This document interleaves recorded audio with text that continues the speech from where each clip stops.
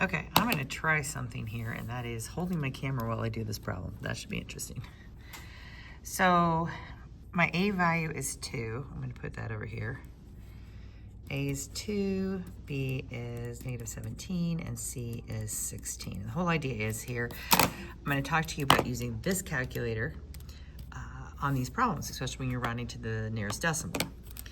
So we'll go ahead and I'm gonna pause this and write this out. Okay, there we go.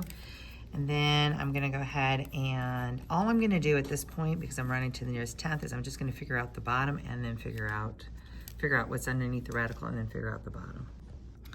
At this point, I'm gonna split it up into 2 different problems. I'm gonna split it up into 17 plus the square root of 161 all over 4 and 17 minus the square root of 161 all over 4.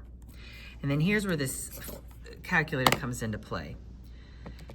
I am going to do the top first. I'm going to do 17 plus the square root. Remember, that's second x squared right here. What is it, 161? 161. Can you see that? Now, if I say divided by 4 right now, like this, divided by 4, all it's going to do is divide the square root of 161 divided by 4. It's not going to do the whole entire top of my fraction.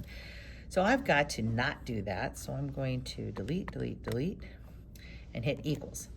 Now that I have this answer, then I'm going to divide by the 4. And then round it to the nearest, what am I supposed to round? Nearest tenth, so that's 7.4.